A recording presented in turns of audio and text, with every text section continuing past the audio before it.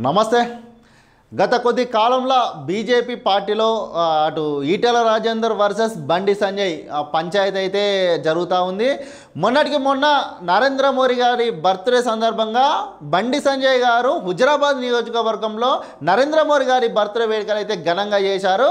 అక్కడ బండి సంజయ్ గారు కొన్ని వాక్యాలు కూడా చేశారు. ఎవరో ఒక నాయకుడి సపోర్ట్ ఉంటే నాయకుడు కాదు, పార్టీ కోసం చాలా సంవత్సరాల నుంచి కష్టపడ్డ నాయకులను గుర్తిస్తామని చెప్పి బండి సంజయ్ గారు కూడా అన్నారు. అయితే ఈరోజు దాని తర్వాత ఈటెల రాజేందర్ కూడా ఒక తెల్లారి అక్కడ ఉన్నటువంటి నియోజకవర్గ ప్రజలు ఈటెల రాజేందర్ దగ్గరికి పోతే అక్కడ ఈటెల రాజేందర్ కూడా కొన్ని బండి సంజయ్ని ఉద్దేశించి ఇండైరెక్ట్గా ఘాట్ వాక్యాలు అయితే చేశాడు. మళ్ళీ ఆ పంచాయతీ అక్కడితో ఆగిపోయిందంటే అది అక్కడితో ఆగిపోలేదు. మళ్ళీ ఈరోజు కొత్తగా ఇక మన ఈటెల రాజేందర్ గారు తన నియోజకవర్గంలో ఒక మీటింగ్లో కొన్ని ఘాట్ వాక్యాలు అయితే చేశారు. ఇది కూడా బండి సంజయ్ని ఇండైరెక్ట్గా ఉద్దేశించి చేసినట్టే ఉంది. ఆ వాక్యాలు ఏందో ఒకసారి మనం చూసే ప్రయత్నం చేద్దాం. బీఫామ్లు నేనే ఇస్తా, 25 ఏళ్ళుగా ఇక్కడ నేనే లీడర్ను, ఎంపీ ఈటెల రాజేందర్.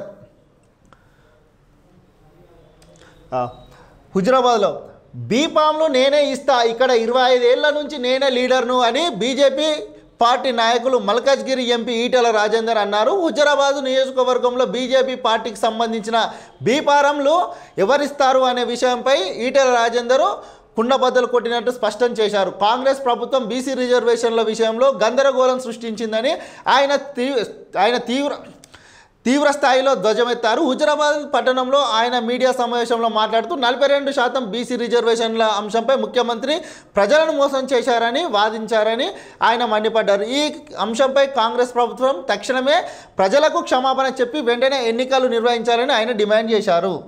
సరే, ఇక్కడ బీసీ రిజర్వేషన్ పక్కన పెడితే ఈటెల రాజేందర్ అంట మాట ఏంటంటే బీఫారంలు నేనే ఇస్తా, 25 ఏళ్ళ నుంచి నేనే లీడర్ను అంటే ఇక్కడ ఇండైరెక్ట్గా మొన్న బండి సంజయ్ అక్కడ ప్రెస్ మీట్ పెట్టిన తర్వాత అక్కడ హుజరాబాద్ నియోజకవర్గంలో అయిపోయిన తర్వాత అక్కడ వీళ్ళ పంచాయతీ అయిపోయింది అనుకుంటే పంచాయతీ అయిపోలేదు.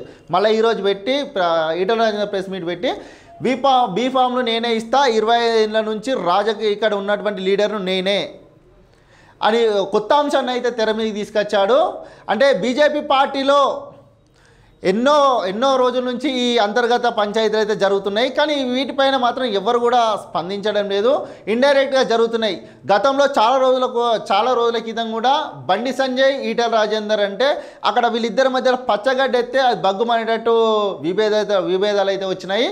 రైట్, రానున్న రోజులల్లో వీళ్ళిద్దరి పంచాయతీ ఇక్కడితో సద్దు మరగదా? మరి స్థానిక ఎన్నికలు ఉన్నాయి, నెక్స్ట్ ఆ జూబ్లీ హిల్స్ బైపోల్ ఎన్నికలు ఉన్నాయి, ఇంకో 2 సంవత్సరాలు గడితే మళ్ళీ స్థానిక ఎన్నికలు వస్తాయి, అటు హైదరాబాద్లో కార్పొరేషన్ ఎన్నికలు కూడా వస్తాయి.